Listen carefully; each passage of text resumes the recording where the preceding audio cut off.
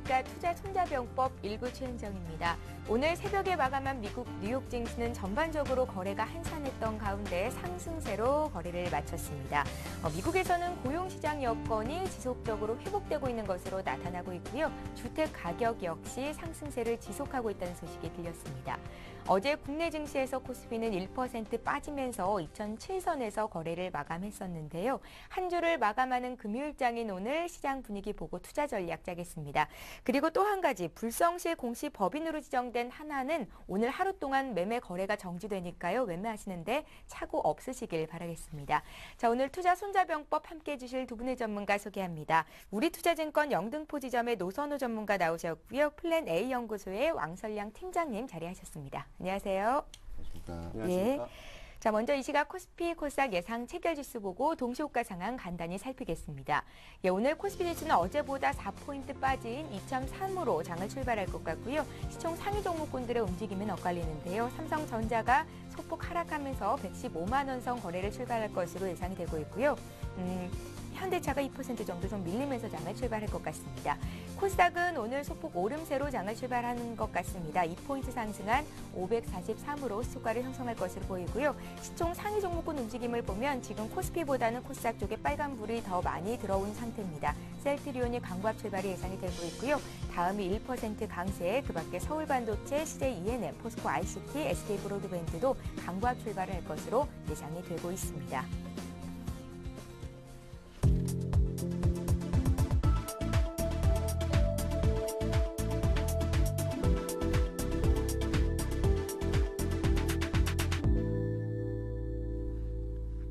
예, 2월 24일 금요일장에 시작이 됐습니다. 코스피는 오늘 소폭 눌리면서 장을 출발한 것 같은데요. 상황 보겠습니다. 노선우 전문가님. 예, 현재 코스피 지수는 아직까지 지수는 정확하게 나오고 있지는 않지만 약보합권으로 좀 출발할 것으로 예상이 되고 있습니다. 미국 시장 같은 경우가 주택 지표 그리고 고용 지표가 동반 호조를 보이면서 강세를 보이고 다우 지수가 특히나 13,000선까지도 근접했다는 소식이 들려왔지만 국내 주식 시장은 지금 어제에 이어서 지금 약세 출발을 하려는 모습을 보여주고 있기 때문에 시장 상황 좀 추가적으로 더 지켜봐야 될 것 같고요. 여기서 시장이 지금 미국 시장 상승에도 불구하고 밀리는 이유 분명히 좀 있을 거라고 생각이 들고요. 또 어제 미국 시장 상승은 했지만 거래량을 살펴보니까 거래량이 조금 미흡했습니다. 결국은 좀 추가적인 상승보다는 다우지수 기준 13,000선을 기준으로 어느 정도는 좀 최소한의 기간 조정 필요하지 않을까 그렇게도 예상을 해볼 수 있을 것 같습니다. 현재 시간 삼성전자가 2,000원 정도 하락을 하면서 115만 8천원 정도 출발을 보여주고 있고요. 그리고 현대차 오늘도 지금 2,000원 정도 하락을 하면서 21만 7,500원대 기록을 하고 있습니다. 어제도 보면 삼성전자 그리고 현대차를 비롯한 이런 IT 자동차 업종에 좀 하락폭이 어제도 두드러졌었는데 오늘도 그들 업종에 좀 하락하고 있는 이유 또 살펴봐야 될 것 같은데요. 그런 이유는 아마 엔화 약세를 좀 들 수 있을 것 같습니다. 어제 국내 주시장이 하락을 했지만 일본 주시장은 좀 상당히 좋았는데 역시 계속적으로 좀 엔화 약세가 이어진다면은 국내 수출주들 그쪽으로 좀 부담으로 작용을 할 수 있지 않을까 생각이 들고요. 그 외에 시가총액 상위 종목들 같은 경우는 지금 혼조세 출발을 보여주고 있습니다. 지수도 예상 지수와는 다르게 한 2포인트 정도 좀 상승 출발을 하고 있는데요. 여기서 과연 이런 상승폭을 지켜주는지 여부 체크해 보면서 지금 현재 밀리고 있는 IT와 자동차 쪽이 시장을 하락으로 이끄는지 또는 그들이 어제도 밀렸고 오늘 오전장까지 밀렸기 때문에 오후장 들어서 좀 돌아섰는지 그런 모습들 좀 체크를 해보셔야 될 것 같고요. 최근에 두바이유 같은 경우는 국제유가 120달러를 돌파했다 그런 소식까지도 나오고 있기 때문에 오늘 정유주 쪽에서는 좀 강세를 보여주고 있는 것 같습니다. SK이노베이션이 1,500원 상승, S-오일 1,000원 정도 상승을 하면서 정유주들이 지금 시장 강세를 이끌고 있기 때문에 또 이들 지금 오전장에 강세를 보여주고 있는 업종이 얼만큼 추가적으로 시장을 이끄는지 여부까지도 좀 체크해보면서 시장을 살펴봐야 될 것 같고요. 오늘 같은 경우 지금 역시 또 상승폭이 가장 크게 나오는 종목이 현대제철입니다. 현대제철 지금 1,000원 정도 상승을 하면서 10만 8,500원 기록을 하고 있는데 현대제철 같은 경우도 결국 엔화 약세 시에 좀 수혜주로서 보일 수 있다. 그런 얘기들이 지금 나오고 있기 때문에 그와 관련된 엔화 약세와 관련된 투자 포인트를 좀 꼽아보시면 무리 없을 것 같습니다. 예, 코스피 출발 상황 봤는데요. 동시효과 상황과는 조금 다르게 오늘 코스피 상승 출발을 했습니다. 어제보다 2.80포인트 상승한 2010에서 거래를 출발했고요. 코스닥도 오름세로 장을 출발했는데요. 어떤 종목들이 특징적인지 함께 짚겠습니다. 코스닥 봐주십시오. 예, 코스닥 같은 경우는 지금 강하게 오히려 코스피보다는 강하게 상승을 하고 있습니다. 0.55% 이렇게 상승을 보이고 있는데요. 지금 차트를 보면서 일단 간단하게 먼저 얘기를 좀 드리자면은 지금 차트적으로도 봤을 때도 그렇지만 가장 중요하게 역시 전 고점 라인에서 계속 돌파를 못하고 있다. 그러니까 가장 중요하게 보셔야 될 것 같습니다. 전 고점 라인을 돌파를 하는지 여부 한번 체크해 보실 필요가 있을 것 같고요. 그렇지만 제가 봤을 때는 어제 미국의 그 고용지표라든지 여러 가지 경제 지표가 발표가 되는데 호전적인 그런 이제 발표가 됐습니다. 그렇기 때문에 코스피 시장이 오늘은 좋아질 것 같고 그렇게 된다고 하면은 코스닥 시장도 같이 해가지고 좋아질 것 같습니다. 그러면 오늘 시장에서는 이제 역시 중요하게 또 이제 한번 체크해 보셔야 될 것은 이제 기관의 매수세가 이제 이어지는지, 그러니까 그동안 계속 기관의 매수세가 이어졌었습니다. 그래서 기관의 매수세에 힘입어가지고 코스닥 지수가 계속 상승을 보였는데요. 오늘도 코스닥 지수의 기관이 매수가 계속 이어지는지 한번 체크해 보시면 좋겠다라는 얘기를 좀 드리고요. 그리고 업종 지수, 업종별로 좀 체크를 한번 해보자면은 업종적으로도 지금 역시 여러 업종들이 다 상승을 보이고 있습니다. 이 방송 서비스 업종을 비롯해가지고 인터넷 그리고 통신 서비스, 그러니까 IT와 방송 쪽 관련된 업종이 좀 강하게 상승세를 보이고 있다, 이렇게 보여지고 있고요. 그리고 또 운송 장비와 부품 업체들이 좀 강하게 상승을 보이고 있습니다. 그리고 섬유와 의료 쪽도 상승을 보이고 있습니다. 최근에 이 섬유와 의료 업종 관련돼가지고 상승세가 좀 가파르게 올라가고 있습니다. 그렇기 때문에 이런 부분들, 그러니까 섬유와 의류 같은 경우는 경기 방어주 쪽에 이제 속해 있거든요. 그렇기 때문에 경기가 좀 안 좋을 때는 오히려 이런 종목들은 상승세가 좀 가파르다. 그래서 이런 종목들은 향후에도 좀 괜찮지 않을까. 또 중국 수혜주 관련된 분류로 되기 때문에 이런 종목들은 좀 괜찮지 않을까, 좀 얘기를 드릴 수 있을 것 같고요. 또 마지막으로 좀 업종별 그 테마주 좀 이제 살펴보신다고 하면은 지금 시장에서 또 한 가지 테마로 이제 형성되고 올라가는 좀 올라가려고 하는 그런 테마가 있습니다. 이 NFC 이제 모바일이 이 결제 시스템이 전국적으로 이제 서비스를 상용화하겠다라는 그런 부분이 있습니다. 그래서 관련된 업체들이 조금씩 상승을 보이고 있는 것 같은데요. 그래서 그 관련주에 대해서 좀 얘기를 언급을 해드리도록 하겠습니다. 유비벨록스도 있고 이 KBT 그리고 솔라시아, 한국사이버결제, 그러니까 이렇게 총 4종목이 가장 이제 대장격으로 가장 큰 종목이다. 그러니까 NFC 관련된 종목들이 이슈가 되고 있기 때문에 만약에 더 이슈가 된다고 했을 때 하루 정도 이제 단기적으로 이렇게 접근하는 전략도 괜찮아 보인다. 이렇게 얘기를 드리도록 하겠습니다. 그리고 또 다른 테마 쪽으로 이제 좀 얘기를 드리자면 러시아 가스관 관련된 테마도 지금 상승세를 보이고 있고, 그리고 특히나 이 남북 병역 테마주가 좀 강하게 상승세를 보이고 있다라고 얘기를 드릴 수 있을 것 같습니다. 광명전기를 비롯해서 이화전기가 모두 한 5%, 7% 정도 상승을 보이고 있고, 그리고 NSN 이제 테마주 관련된 종목들도 오늘은 모두 다 빨간불을 켜고 상승세를 보이고 있는 점 긍정적으로 보고 있습니다. 그렇기 때문에 다시 한번 정리해서 얘기를 드리자면 코스닥 시장은 오늘 기관의 매수가 이어지는지, 그리고 전 고점 라인을 돌파하는지 여부 한번 체크해 보시면 좋겠다, 이렇게 얘기를 좀 드리도록 하겠습니다. 예, 지금 9시 6분을 막 넘어가고 있는데요. 코스피는 하락 반전이 됐고요. 2004선에서 움직입니다. 오늘 코스피 2000선 지켜낼 수 있을지가 관건일 것 같고요. 코스닥은 하루 만에 강세 출발을 해서 지금 540선에서 출발을 하고 있습니다. 코스피 코스닥 출발 상황 봤고요. 잠시 후 강정원의 오늘장 공략주를 잡아라가 이어집니다.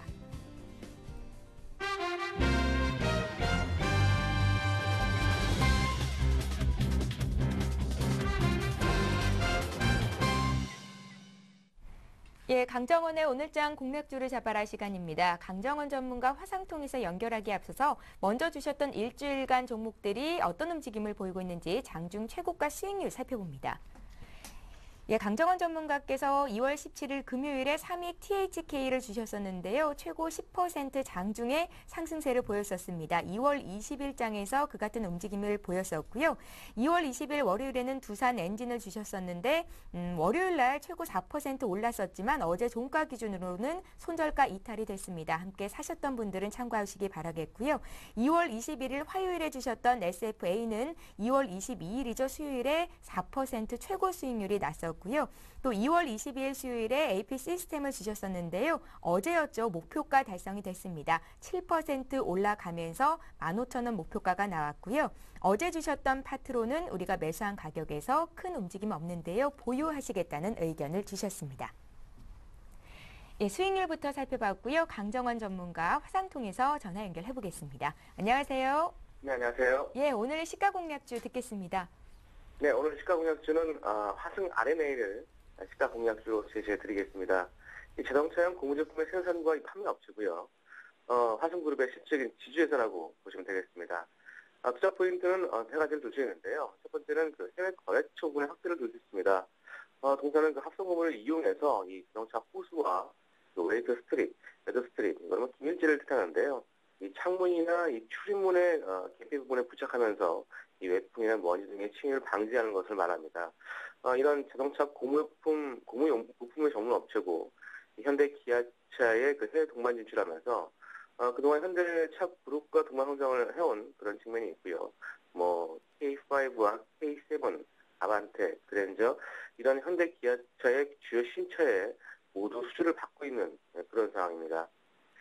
GM과 더불어서 이제 크라이슬러 그리고 폭스바겐 이런 다양한 해외 고객사로부터도 수주 차종이 아주 확대되고 있는 상황이고요. 추가로 이제 오늘 BMW든가 피아트 여러 차의 거래선을 좀 확대하고 있는 그런 상황입니다. 이런 부분들이 긍정적인 모습으로 기대할 수 있는 상황이고요. 두 번째는 신규 사업의 가시화를 놓수 있는데요.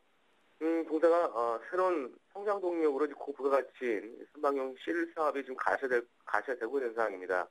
그동안 선박용 실 사업은 전량 수입에 의존한 그런 상황이었는데 이 선박용 실은 그 선 외에 해수유입과 더불어서 이 선 내에 윤활유 누유 이런 방지를 하는 그런 실을 말하는데 국선화에 성공하면서 현대 중공업에 공급을 하고 있습니다. 현재는 보조축, 보조축과 같은 이런 낮은 실링을 공급하고 있습니다만, 이런 품질의 실효성이 확대될 경우에는 본격적으로 매출이 확대될 것으로 좀 기대하고 있는 상황이고요. 대우조선해양과 더불어서 다른 조선사들과도 협의를 좀 하고 있는 그런 상황이라고 보시면 되겠습니다. 이제 이 선박용은 차량용에 비해서 고부가시이기 때문에 수익성 개선에 기여할 것으로 전망이 되고 있는 그런 부분인데, 이런 성장성까지 기대할 수 있다라고 보시면 되겠고요. 세 번째는 저평가 매수를 둘 수 있습니다.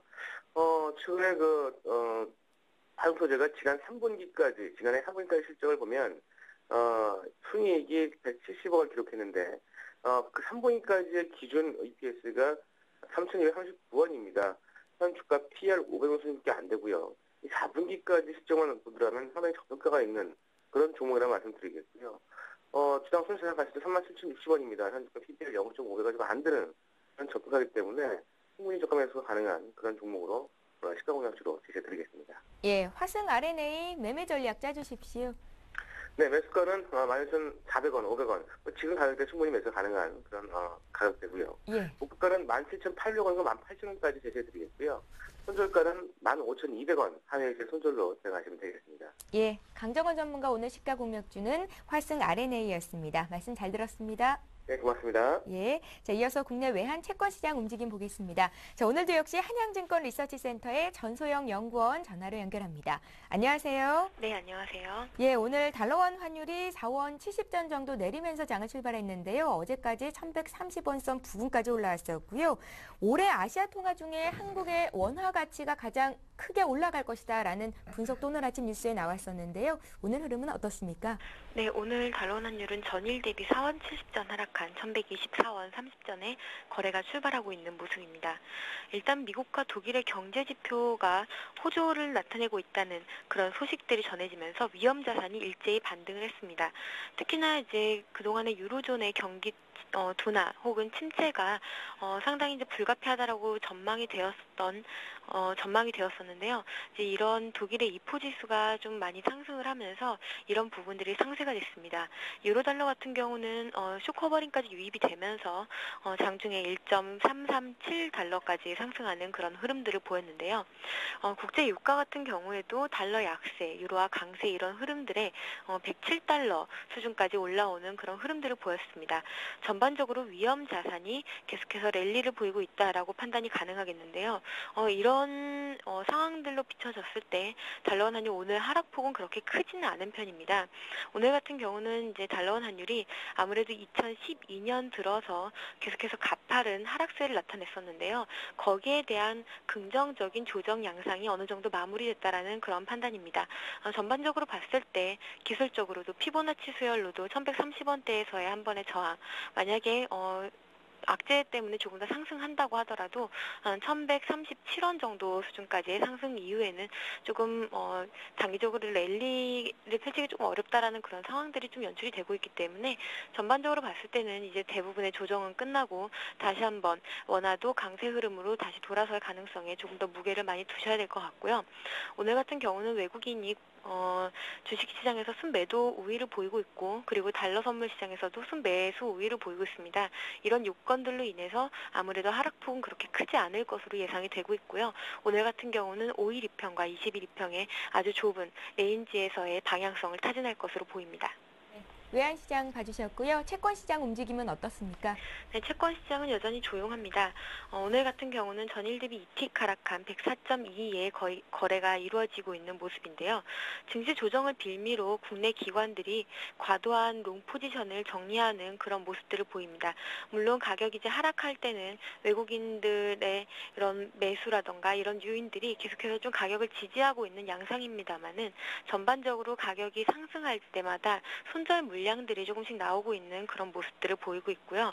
단기적으로 봤을 때 앞서 언급드린 위험 자산의 랠리라는 측면에서 봤을 때 채권 시장은 단기적으로는 약세 압력은 좀 불가피하다라는 그런 판단입니다. 하지만 스왑 베이시스가 확대되면서 외국인 같은 경우는 재정 거래 요인들이 늘어나고 있는 모습이고요. 이런 모습들이 통한채를 매수하는 쪽으로 지금 현물 시장에서는 외국인 매수가 들어오고 있기 때문에 아무래도 선물 시장에서 외국인이 매도를 한다고 하더라도 금리가 급격하게 급등하는 그런 모습들은 보일 가능성이 상당히 낮다라는 판단입니다. 전반적으로는 금리가 주식에 연동이 되면서 움직일 가능성이 상당히 높아 보입니다. 예, 한양증권 리서치센터의 전소영 연구원과 함께 외환 채권시장 흐름 봤습니다. 고맙습니다. 네, 감사합니다. 예, 이어서 일본 증시 출발 상황 보겠습니다. 오늘도 역시 리딩투자증권의 남성욱 대리 전화로 연결합니다. 안녕하세요. 네, 안녕하세요. 예, 오늘 니케이 지수 어떻게 출발했습니까? 오늘 니케이 지수 보합권에서 왔다 갔다 하는 모습 보이고 있습니다. 현재 9,578.2포인트 기록하고 있고요. 0.18% 하락하고 있습니다. 일단 그리스 문제 얘기부터 해야 될 것 같은데요. 그리스 의회에서 이제 국채 교환 법안을 통과시켰습니다. 통과된 법안은 이제 집단행동 조항을 적용해서 민간 채권단이 국채 교환을 원하지 않더라도 강제로 국채를 교환할 수 있도록 하는 그런 조항이라고 보실 수가 있겠고요. 이를 통해서 민간 채권단은 보유한 액면가 2천억 유로의 그리스 국채에 대해서 손실료 53.5%를 적용해서 1,070억 원을 탕감합니다. 그리스는 이제 국채 탕감을 통해서 2020년까지 GDP의 120.5%로 재정적자 수준을 줄일 수 있는 것으로 내다봤었고요. 그리스 재무장관 역시 이에 대해서 상당히 긍정적으로 보고 있다. 시장에서도 뭐 나쁘지 않다고 이렇게 생각을 하고 있고요. 다만 저번에 지적드렸던 대로 이런 부분들이 유럽 연합 자체에 악영향을 줄 수 있지 않을까? 그리고 이 이후에 이제 그리스가 과연 2020년까지 GDP의 120.5%로 재정적자 수준을 줄일 수 있을 것인가에 대한 가능성 때문에 일단 시장에서는 좀 조심스럽게 지켜보자 이런 분위기를 보이고 있고요. 일본 관련된 소식 전해드리면 그동안 이제 계속적으로 얘기를 했었는데요. 최근 들어서 엔화 가치가 약세로 돌아섰습니다. 이런 부분들 때문에 이제 수출주의 상승이 상당히 도드라지고 있고요. 특히 엔화라든가 에너지 부분도 상당히 좋은 모습 보이고 있습니다. 그리고 BOJ에서 양적 완화 카드를 제시했었고요. 이런 환율 하락 부분이 계속적으로 유지되지 않을까 하는 의견들이 점점 많아지고 있다. 이렇게 보실 수가 있겠습니다. 그리고 관련해서 이제 디플레이션 탈피를 위한 자구적인 노력이 계속되고 있고요. 이렇게 실질적인 인플레이션 목표다라고 이렇게 지정한 건 아니지만 이제 물가 목표 상승률을 1%로 지향하겠다. 뭐 이런 얘기들이 나오면서 디플레이션에서 탈피하기 위한 노력들이 이제 구체적인 방안들이 나올 것으로 일단 예상을 하고 있습니다. 네, 어제 일본 증시는 6개월로의 최고치를 기록했었는데요. 오늘은 지금 쉬어가는 정도 수준에서 장을 마칠 것으로 보이는군요. 일본 증시 상황 봤습니다. 고맙습니다. 네, 고맙습니다. 예, 리딩투자증권의 남성욱 대리와 함께했습니다. 지금 시각이 9시 17분을 넘어서고 있는데요. 시장 흐름 다시 한번 살피겠습니다. 시황센터 연결합니다.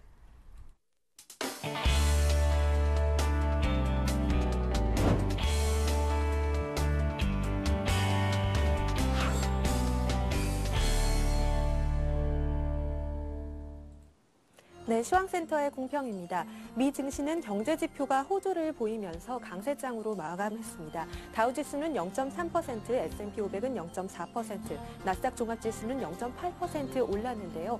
어제 국내 증시는 피로감이 누적된 탓인지 코스피와 코스닥 지수 모두 동반 약세 나타냈습니다. 오늘 장에서 반등을 시도할 수 있을지 지켜봐야겠습니다. 현재 상황 어떤지 코스피 지수부터 살펴보겠습니다. 어제장에서 코스피 지수는 중동 리스크와 엔화 약세가 부각되면서 2000선 하회하기도 했었는데요. 오늘 장에서는 2포인트 상승한 2010포인트로 상승 출발했지만 장중 하락 전환한 모습입니다. 현재는 9포인트 하락한 1998포인트에 거래되면서 2000선이 무너진 모습입니다. 수급 상황 살펴보겠습니다. 어제 강한 매도 우위 보였던 기관과 외국인이 오늘 장에서도 연속으로 매도 우위 보이고 있습니다. 개인만이 나홀로 매수하고 있는데요. 404억 원 순매수 기록하고 있습니다. 기관은 8거래일 연속 매도하면서 214억 원, 외국인은 이틀 연속 매도하면서 208억 원 매도 우위 보이고 있습니다. 이어서 코스닥 지수 살펴보겠습니다. 어제 쉬어가는 흐름 보였던 코스닥 지수는 오늘 강세장으로 출발했는데요. 3포인트 상승한 544포인트로 출발했습니다. 현재는 0.7포인트 상승한 541포인트 기록하고 있습니다. 수급 상황 살펴보겠습니다. 개인만이 나홀로 매수에 나서고 있습니다. 44억 원 매수 우위 보이고 있고요. 기관과 외국인이 동반 매도하고 있는 가운데 기관은 4억 원, 외국인은 32억 원 순매도 기록하고 있습니다. 이어서 코스피 시가총액 상위 종목들 살펴보겠습니다. 6위권까지 대부분 파란불 켜고 있습니다. 어제 3%대 약세 보였던 삼성전자는 오늘도 약세장 면치 못하고 있는데요. 약부합권에서 115만 8천 원에 거래되고 있습니다. 포스코만이 빨간불 켜고 있는 가운데 강부합권에서 41만 4천 원에, LG화학은 2%대 약세 보이며 39만 6,500원에 거래되고 있습니다. 다음 종목들 살펴보겠습니다.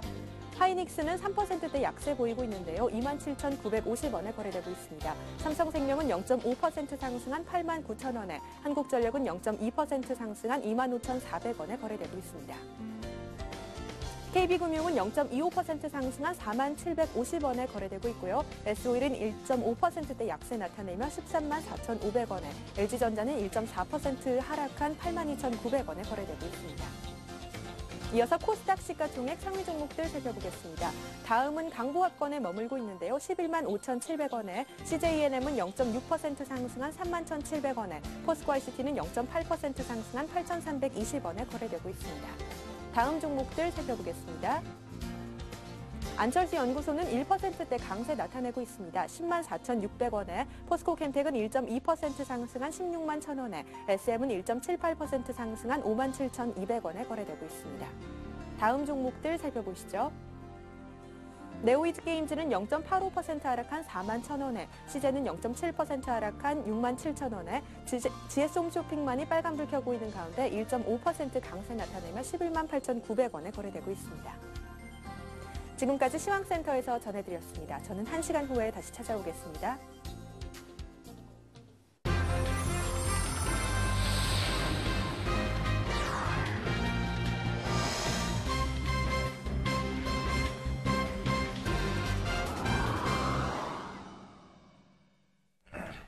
예, 오늘 강보합 출발한 코스피가 현재 하락 반전을 했습니다. 2000선이 붕괴가 된 상태고요. 지난 금요일 종가가 2023이었고 7주 연속 주간 기준 상승이었는데요. 오늘 이 정도 수준에서 장을 마친다면 8주 만에 하락세를 보이는 겁니다. 여러 가지 증시를 압박할 만한 문제들이 상존해 있는 상태인데요. 유가 상승이라든지 유럽 재정 위기를 둘러싼 잡음에 엔화 강세, 펀드 환매까지 지수를 좀 강하게 누르는 것 같습니다. 체크 포인트 짚겠습니다. 노선 전문가님. 예, 지금 일단은 코스피 지수가 아침에 강보합권 출발한 이후에 2000선을 붕괴하면서 1999포인트 기록을 하고 있습니다. 어제 같은 경우 이제 미국 시장은 상승 마감했지만 그 전에 유럽 시장 같은 경우는 올해 유로존의 경제 성장률이 마이너스 0.3%를 기록할 것이다. 그런 전망에 따라서 좀 하락 마감을 했던 모습이었고요. 그리고 이제 어제 국내 주시장 같은 경우가 엔화 약세에 따라서 수출주들 삼성전자, 현대차 위주로 상당히 좀 하락을 하면서 오랜만에 1%대 좀 하락을 했던 모습이 오늘도 지금 이어지고 있다고 보시면 좋겠습니다. 거기다가 더해서 앞서서도 말씀드렸듯이 지금 국제유가 두바이 이후 기준으로 배럴당 120달러를 돌파하는 등 유가 상승이 최근에는 또 시장의 발목을 잡을 수도 있다. 특히나 오늘 같은 경우도 유가 상승과 관련하여서 지금 뭐 항공주라든가 해운주 쪽에 낙폭이 좀 두드러진 모습이라고 볼 수 있겠는데요. 결국은 이렇게 고유가가 지속된다면은 전반적으로 세계 경제 아직까지 완벽하게 좋아지지 않은 상태에서 세계 경제에 좀 빨간불이 켜지지 않을까, 그런 부분들이 일단은 시장의 우려감으로 좀 나타나고 있는 것 같습니다. 또한 수급적으로도 좀 살펴보겠는데요. 현재 시간 외국인들이 한 207억 원 정도 순매도를 보여주고 있는데, 어제 외국인들이 오랜만에 좀 순매도를 보인 이후에 오늘 이틀 연속 외국인이 순매도하고 있다는 부분 상당히 좀 우려스럽다고 볼 수 있겠고요. 기관 투자자들 여전히 계속적으로 좀 매도세를 보여주고 있는 것 같습니다. 반면에 지금 개인 투자자들은 오늘 지금 오전 개장 22분 만에 약 482억 원 정도 코스피 시장 순매수 보여주고 있는데, 최근 들어서는 이제 2,000포인트 이상 도달을 했음에도 불구하고 개인 투자자들이 그동안은 쭉 매도를 하다가 2,000포인트 이상에서 좀 매수를 하고 있는 그런 모습이 포착이 되고 있는데, 그러면서 지금 신용융자 잔고도 다시 한번 지금 5조 원대에 근접을 하고 있는 모습이 나타나고 있습니다. 일단 개인 투자자들의 시각이 좀 긍정적으로 이렇게 돌아설 때는 항상 보면 시장에 대해서 좀 조심을 해야 될 그런 시점인데, 일단 오늘 수급 상황을 살펴봤을 때도 개인 투자자들의 이런 매수 일단은 좀 좋지 못하게 해석을 하는 게 오히려 바람직하다고 볼 수 있겠고요. 코스피 기술적으로도 좀 한번 살펴보면은 지금 이번 주 같은 경우 시장이 계속적으로 양호하다가 이번 주에 드디어 장중에 5일선을 좀 붕괴시키고 하더니 어제 장대음봉으로 5일선, 11선을 모두 좀 붕괴, 그리고 오늘까지도 지금 아침에 차라리 이럴 거면 하락 출발하고 양봉을 보여주면 괜찮겠지만 강보학 출발을 한 이후에 지금 음봉을 보여주면서 2,000포인트대에서 지금 지지 테스트를 하고 있는데요. 여기서 바로 아래 보면 지금 노란 선이 21선입니다. 지금 이 21선을 올해 1월달 이후에는 뭐 이탈을 시킨 적이 지금 한 차례도 없는데요.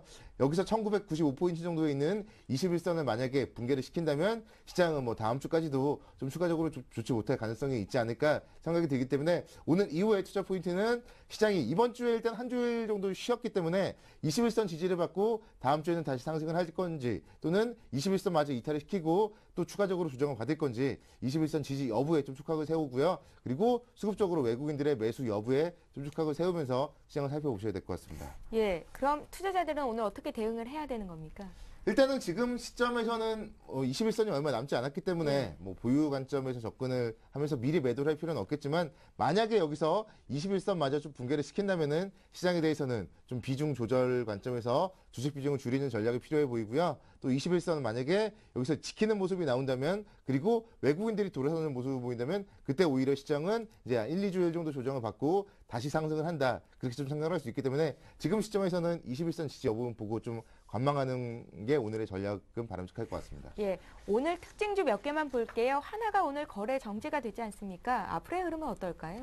예, 하나 같은 경우는 지금 오늘 일단은 뭐 거래 정지가 되어서 지금 거래는 안 되고 있는데요. 예. 그동안 살펴봤을 때 어제까지 기준으로 외국인들의 매수가 좀 상당히 좀 계속적으로 지속적으로 나왔습니다. 그렇기 때문에 때는 뭐 큰 문제는 되지 않을 것 같고요. 한화가 이미 오늘 거래 정지된 이유는 지난 2월 5일 일요일 그리고 2월 6일 월요일 날 주가가 시초가 6% 정도 하락을 하면서 어느 정도 좀 반영이 되었다고 보시면 좋겠고, 그 이후에 실제로 또 2월 10일까지 고점 돌파까지도 하는 그런 모습을 보였었기 때문에 한화의 이번 뭐 거래 정지는 큰 악재이기보다는 내일 또다시 거래가 될 거기 때문에 내일 거래가 된 이후에 한화는 뭐 충분히 관심을 가져도 괜찮을 것 같습니다. 예, 독일이 태양광 발전 보조금을 추가적으로 감축한다 그래서 어제 OCI를 비롯한 태양광 관련주들이 일제히 밀렸었잖아요. 오늘 흐름은 어떻습니까? 예, 오늘 같은 경우도 지금 OCI가 4,000원 정도 하락을 하고 있고요. 뭐 하나케미칼 같은 경우도 역시 마찬가지. 하나그룹주이다 보니까 좀 보합권에서 혼조세를 보여주고 있는데, 이런 태양광주 같은 경우도 사실은 어떻게 보면 국제유가가 상승을 하면은 좀 대체제로서 상승을 해줘야 될 텐데 지금 좀 조정을 받고 있고, 뭐 이런 이유는 이런 대체 에너지 쪽으로는 아직까지 그래도 상용화가 되려면은 시간이 좀 걸리지 않을까, 그런 부분들이 일단은 우려스럽다고 볼 수 있겠고요. OCI 같은 경우도 실제로 한 20만 원대 수준이었던 주가가 2월 10일 날은 31만 8천 원까지도 주가가 무려 50% 이상 좀 상승을 했습니다. 그렇기 때문에 50% 정도 상승을 한 이후에 지금 뭐 조정을 받고 있는 구간이고, 그런 가운데서 지금 뭐 뉴스로도 안 좋은 뉴스들이 나오고 있고 하기 때문에 당분간은 좀 지켜보는 전략이 필요해 보이고, 특히나 지금 한 26만 6천 원, 7천 원 정도 기록을 하고 있는데 한 25만 원 정도까지는 좀 기다렸다가 그 정도의 지지 여부를 좀 살펴보고 다시 한번 관심 있게 국제유가까지도 살펴보고 대응하는 게 필요해 보입니다. 예, 노선호 전문가와 함께 체크포인트 짚고요. 이 시각 특징주 살펴봤습니다. 왕설양 팀장님도 오늘 체크포인트 짚어주십시오. 예, 일단 오늘 체크 포인트는 가장 중요하게 이제 보셔야 될 것은 이제 외국인 수급인 것 같습니다. 예. 왜냐하면 그동안 가장 많이 이제 지수를 끌어왔고, 그리고 또 지수를 방어를 가장 많이 했던 이제 그 수급 매체가 이제 외국인인데요. 그러니까 외국인을 가장 1차적으로 봐야 된다라는 그런 부분입니다. 왜냐하면은 그동안 기관이 계속 매도를 계속 매도를 했음에도 불구하고 외국인이 계속 매수를 하면서 2차선은 지지를 했거든요. 어제를 이제 좀 얘기를 드리자면 어제 같은 경우도 마찬가지로 1,500억 가까이, 그러니까 외국인이 1,500억 가까이 매도를 보이다가 장 막판에 이제 그 다시 200억 정도, 그러니까 다시 한 1,300억을 샀거든요. 장 막판에. 그렇기 때문에 제가 봤을 때는 지금 시장이 가장 우선적으로 봐야 될 것은 외국인이다라는 그런 부분 좀 얘기를 드리고요. 그래서 이번 제가 봤을 때는 일단 그 유동성 랠리, 그러니까 지금 시장에서 가장 화두가 되고 있는 게 이 유동성 랠리가 이제 오느냐 안 오느냐 뭐 그런 얘기가 많습니다. 그렇기 때문에 제가 지금 그 유동성 랠리에 대해서 좀 얘기를 드리자면은 이번 유동성 랠리가 제가 봤을 때는 이 증시의 이제 호재로 이제 다가올 것 같은데, 근데 지금 이제 상승을 보이는 이제 마지막 랠리가 되지 않을까. 그러니까 증시가 지금 폭발적으로 한번 상승을 일으킬 것 같습니다. 그것을 이제 마지막으로 한번 일으킬 수 있는 그런 힘을 비축하고 있는 게 아닌가. 그래서 한 번 정도는 크게 상승을 보이고 하락을 보일 것 같습니다. 그 이유에 대해서 좀 얘기를 드리자면은, 일단 유동성 랠리가 지금 1차적으로 한번 터졌던 게 작년 12월입니다. 작년 12월 달에 유럽에서 이제 그 LTRO, 그러니까 1차 LTRO를 지원을 함으로써 지금 1차적으로 큰 폭으로 상승을 보였거든요. 전 세계적으로 1차적으로 큰 폭으로 상승을 보였는데, 지금 오늘부터 해가지고 이제 이번 달 말까지 이제 2차 LTRO를 이제 논의한다고 합니다. 그러니까 장기 대출 프로그램을 논의한다고 하는데, 그때 이제 얼마가 집행될지는 모르겠습니다. 한 6천억에서 한 1조 정도가 예상이 되고 있습니다. 만약에 그 정도 6천억 정도만 이게 배정이 된다고 하면은 충분히 다시 한번 랠리를 보일 수 있을 것 같습니다. 그렇지만 이 랠리가 장기적으로 갈 것 같지는 않습니다. 한 달 정도 바짝 오르고 그다음에 이제 떨어질 것 같은데요. 왜냐하면은 시장의 유동성이 너무 풍부해졌기 때문에 이게 자칫 잘못하면은 이제 인플레를 크게 유발할 수 있기 때문에 시장의 유동성이 많아지면 인플레를 유발할 수 있는 악재의 요인이 있고, 그리고 시장의 유동성이 많아짐으로써 그 다음에 이제 유럽에서 시행할 수 있는 거는 긴축 정책밖에 안 남았습니다. 왜냐하면 시장에 돈을 많이 푸는 거는 시장의 이 흐름을 잘 좋게끔 이게 조화시키는 그런 작용을 하기 위해서 이게 돈을 많이 푸는 것이지, 그래서 이제 돈을 많이 풀고 나서는 이제 긴축 정책을 할 수밖에 없기 때문에 반짝인 그런 상승을 보일 것 같습니다. 그렇게 되면은 반짝인 상승을 이끈 가장 큰 주체가 외국인이 또 될 것 같습니다. 왜냐하면 외국인이 그동안 매수를 꾸준히 해왔고, 그리고 기관 같은 경우는 그동안 매도를 계속 했기 때문에 기관이 여기서 매수를 다시 할 것 같지는 않습니다. 그렇기 때문에 외국인을 가장 중요하게 봐야 될 것 같은데, 그렇다면 신호를 좀 얘기를 드리자면은 외국인이 언제 이제 이 시장에서 이탈을 할지, 그리고 언제까지 시장이 올라갈지에 대해서 좀 얘기를 드리자면은, 지금 가장 많이 지금 보는 지표가 크게 세 가지가 있습니다. 첫 번째는 빅스 지표라는 게 있는데요. 빅스 지표를 제가 지금 표를 한번 열어서 한번 얘기를 좀 드리도록 하겠습니다. 지금 보시는 표가 빅스 지표입니다. 이 빅스 지표라는 게 이 변동성, 그러니까 심리를 나타내는 지표인데요. 그러니까 이것은 주가하고 반대 방향으로 갑니다. 그러니까 미국의 차트하고 정확히 반대 방향으로 가는데요. 미국의 다우지수가 올라가면은 이것은 심리가 안정이 됐기 때문에 내려간다, 이렇게 보시면 됩니다. 지금 이게 제가 주간으로 놔둔 건데, 심리 지표가 가장 많이 떨어졌을 때가 지금 15까지, 그러니까 그동안 15까지 떨어지고 다시 올라갑니다. 그러니까 가장 중요한 시그널로 보셔야 될 게 이제 빅스 지표가 15까지 떨어졌을 때는, 그때는 외국인이 다시 매도를 쳐가지고 나갈 수 있는 신호로 한번 잡고 가시는 것도 나쁘지 않다, 이렇게 얘기를 드리고요. 그리고 두 번째로 봐야 될 것은 아무래도 이제 거래 대금인 것 같습니다. 그러니까 코스피 지수 거래 대금이 갑자기 큰 폭으로 증가를 한다. 그러니까 상승을 보일 때 외국인이 상승을 보일 때 매도를 하고 나갈 것입니다. 만약에 지금 외국인이 나간다고 해도 지금 지수가 상승을 보이지 않는다라고 하면은 쉽게 빠져나갈 수 없습니다. 그러니까 어제도 마찬가지로 외국인이 빠져나가고 싶은데도 지수를 자기가 혼자서 끌어내려가면서 빠져나갈 수 없는 상황이기 때문에 지수 상승이 가파르게 올라갈 때 나오는 구멍을 만들 것입니다. 그렇게 된다고 하면은 거래 대금이 늘 수밖에 없고, 거래 대금이 갑자기 늘어난다라고 하면은 이것도 하나의 매도 신호로 보시면 좋겠다라는 부분을 얘기를 드리고요. 마지막으로 세 번째로 얘기를 드리자면은 유가가 될 것 같습니다. 이 유가를 왜 체크를 해야 되냐 하면은 지금 그러니까 지금 유동성 자금이 대부분 다 이머징 마켓으로 이렇게 집중이 되고 있다고 합니다. 이머징 마켓 중국이나 그리고 싱가폴, 홍콩, 그리고 한국까지 이렇게 이제 이머징 마켓으로 집중이 되고 있는데, 그렇지만 지금 유가가 계속 상승을 보이고 있습니다. 그러니까 두바이유가 지금 120달러까지 돌파를 했고요.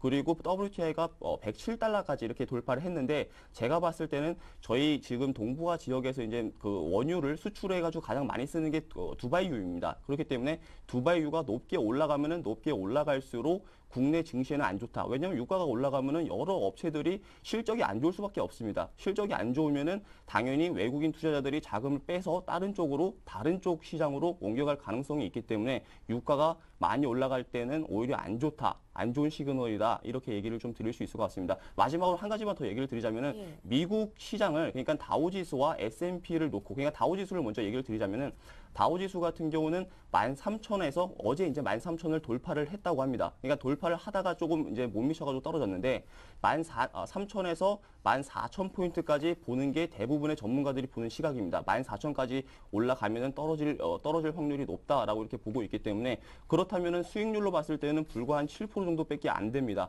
한국 증시 같은 경우는 2,050에서 2,100까지 간 다음에 떨어질 확률이 크다. 같이 한국 증시로 놓고 본다고 하면은 그때가 되면은 고점이 될 가능성이 크기 때문에 그때는 매도 관점으로 보시는 게 좋다. 지금은 들고 가시는 보유 관점은 괜찮다. 이렇게 얘기를 드리도록 하겠습니다. 예, 잠시 뒤 조금 더 구체적으로 말씀 듣기로 하고요. 잠시 증권사 리포트 보겠습니다. 신한금융투자리서치센터 기업분석부의 손미지 연구원 전화로 연결합니다. 안녕하세요. 네, 안녕하세요. 예, 오늘 소개해 주실 기업은 어떤 기업인지 투자 포인트와 함께 짚어주십시오.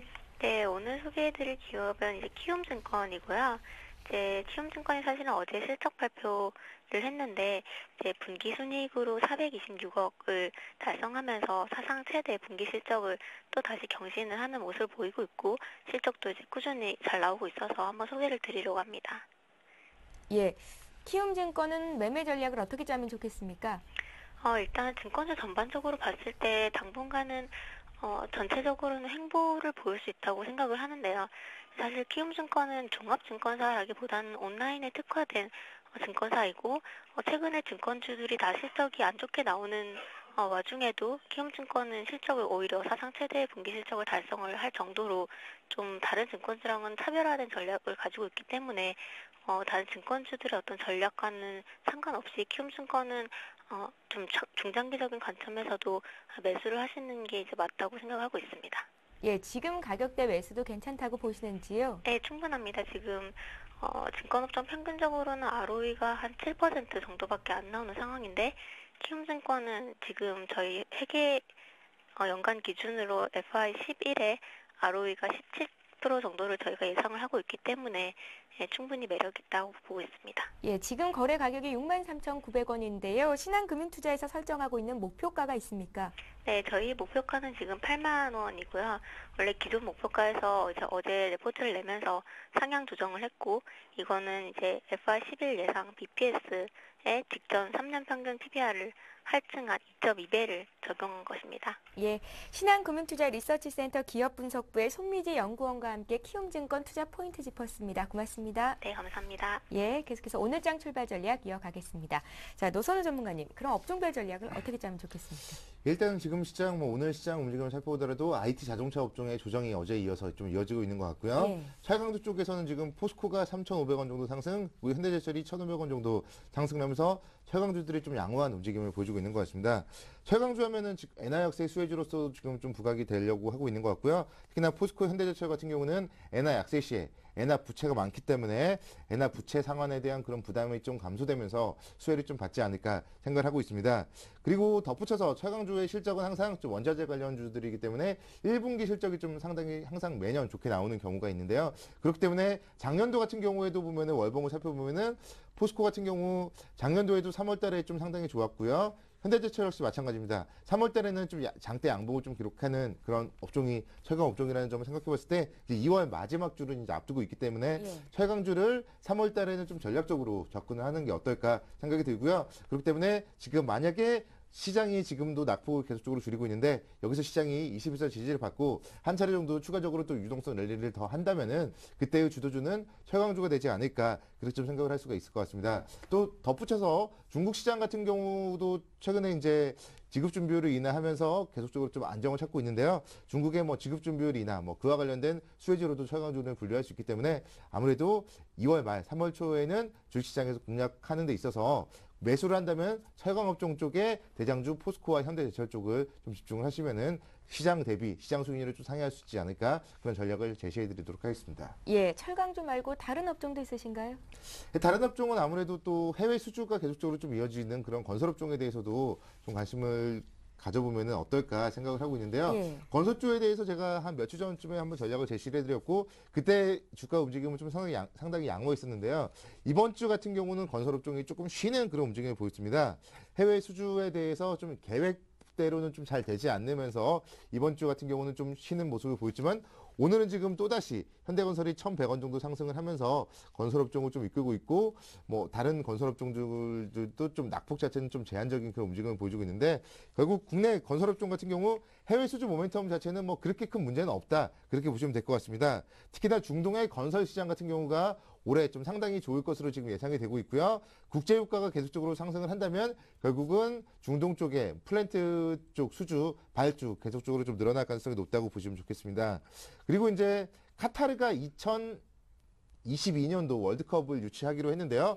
그 부분에서도 이제 뭐 경기장을 비롯한 여러 가지 인프라 공사가 올해부터 좀 시작이 되는데 카타르랑은 또 국내 쪽에 현대건설 쪽이 좀 상당히 좀 친밀한 관계를 유지하고 있기 때문에 아마 그런 공사 또 국내 월드컵 유치와 관련된 그런 경기장 공사도 많이 했고 그런 부분들 시너지 효과를 생각해 봤을 때 중동 쪽 관련하여서 일단 건설업종은 계속적으로 해외 수주가 이어질 가능성이 높고 그런 부분들 역시 올 한 해 계속적으로 관심 있게 지켜봐야 되기 때문에 지금 시점 역시 건설주 계속적으로 주목을 해보자 말씀드리겠습니다. 예, 철강 건설 관심 업종으로 주셨고요. 이번에 왕설양 팀장님 업종별 전략 짜겠습니다. 유동성 랠리 막바지 가능성을 앞서서 좀 길게 말씀을 하셨잖아요. 그럼 예. 지금 시점에서 사볼 만한 업종이 있을까요?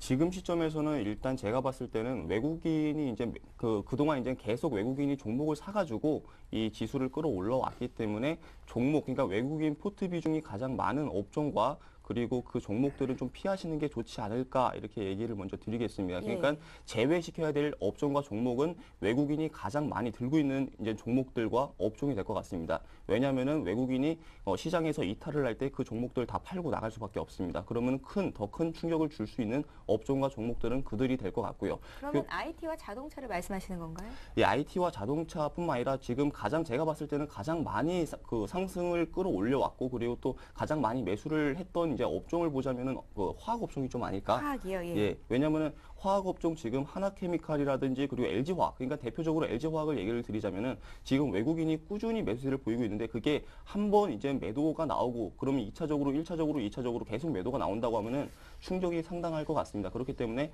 외국인 비중이 계속 꾸준히 늘어나는 그런 종목들이나 업종은 좀 제외를 시켜놓자 이런 얘기를 먼저 드리고요. 그리고 반대로 사야 될 업종과 그리고 종목에 대해서는 기관의 매수세가 그러니까 지금 연일 기관이 계속 매도를 보이고 있습니다. 지금 시장에서 매도를 보이고 있는데도 그 와중에서도 사는 종목과 사는 업종이 있습니다. 그렇기 때문에 그런 종목들과 그런 업종들을 한번 보시는 게 좋지 않을까. 그냥 그런 종목 업종으로 좀 얘기를 드리자면은 예. 기계 업종이 오히려 또 이제 그 외국인도 같이 매수를 하지만 외국인보다도 더 가파르게 더 많이 매수하는 게 기관입니다. 그렇기 때문에 기계 업종이 될 것 같고요. 그리고 또 한 가지 얘기를 드리자면 최근에 이제 다시 이 금값이 또 올라갈 것 같다 그런 얘기가 많습니다. 그래가지고 비금속 관련된 그런 업종들도 상당히 가파르게 상승을 보이고 있는데 기관이 다 매수를 하고 있습니다. 그런 부분들 한번 체크해 보시면 좋겠다. 마지막으로 한 가지 더 얘기를 드리자면은 중국 관련된 그런 종목들, 그러니까 중국이 이제 다음 달부터 해가지고 양회의라고 해가지고 전국 인민 대표대회가 열립니다. 그러니까 그때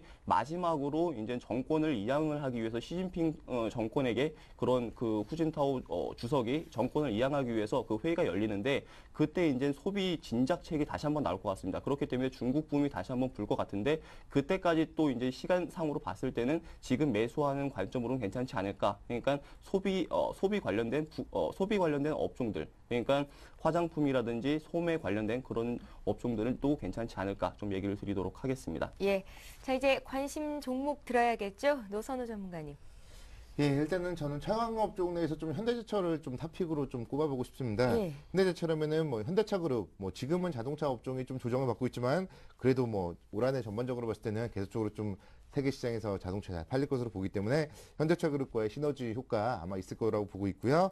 그리고 1분기 같은 경우가 보면 현대제철은 항상 봉현광유 쪽의 성수기입니다. 그렇기 때문에 봉현광 부분에 이런 계절적인 수요 그런 모습들이 1분기 실적 호조로 분명 나타날 것이다 생각을 하고 있습니다. 현대제철 같은 경우 보면 수급적으로 봤을 때도 기관 쪽에서는 지금 2월 초반부에 좀 매수했다가 최근에는 좀 매도를 하고 있지만 외국인들은 지금 뭐 1월 때부터 거의 꾸준하게 한 2, 3거래일을 제외하고는 외국인들의 매수가 좀 이어지고 있고요. 지금 주가의 움직임 그러면서 11만 9천 원까지 상당히 좀 좋은 움직임을 보였다가 최근 들어서는 이제 8거래일 연속 음봉을 보이면서 주가가 약 10% 정도 좀 조정을 받았습니다. 그리고 이제 오늘 지금 상승을 하면서 오늘 양봉을 보여주고 있는 첫날이라는 점, 그런 점을 좀 생각을 해보시고요. 일단 현대제철 같은 경우는 뭐 지금 가격대 뭐 10만 9천 원대 아래서는 좀 분할 매수하셔도 크게 무리 없을 것 같고, 이렇게 막 조정을 보일 때 분할 매수를 한다면은 또다시 3월달 안으로 한 3월 말 4월 초까지 다시 한번 전고점 한 11만 9천 원, 12만 원까지는 상승 가능하지 않을까 보고 있기 때문에 한 목표 수익률 10% 정도 노리면서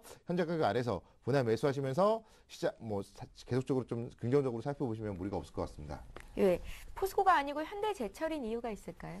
아무래도 이제 포스코 같은 경우는 철강주 중에서 그동안은 이제 대장주였지만 최근 시장에서는 좀 부진한 그런 움직임을 보여주고 있고요. 예. 특히나 현대제철 같은 경우가 현대차 그룹주기 때문에 아무래도 시장에서는 지금 보면은 현대차 그룹주, 뭐 현대중공업 이렇게 현대그룹주들이 좀 양호한 움직임을 보여주고 있고, 그런 부분들은 아마도 현대차 그룹과의 시너지 효과가 있기 때문에 상당히 더 큰 수혜를 받지 않을까. 그리고 또 개인 투자들 포스코는 뭐 사라고 그래도 안 삽니다. 비싸기 예. 때문에. 뭐 그렇기 때문에 오히려 개인 투자자들의 좀 발 맞춰서 현대제철을 관심 있게 지켜보라고 말씀드리고 싶습니다. 예, 현대그룹의 시너지 효과까지 말씀을 하신 거고요. 현대제철 말고 또 다른 종목 있으신가요? 오늘 한 종목입니까? 예, 다른 종목도 현대건설을 좀 말씀을 드리고 싶은데요. 예. 현대건설 같은 경우 제가 지난번부터 한 7만 5천 원대부터 계속적으로 좀 말씀을 드리고 있는데 주가가 한 8만 3,700원까지 올랐다가 다시 한번 좀 8만 원 정도 초반고까지 좀 밀리고 있는 그런 모습을 보여주고 있기 때문에 여기서 다시 한번 좀 관심 있게 지켜볼 자리가 아닌가 생각하고 있습니다.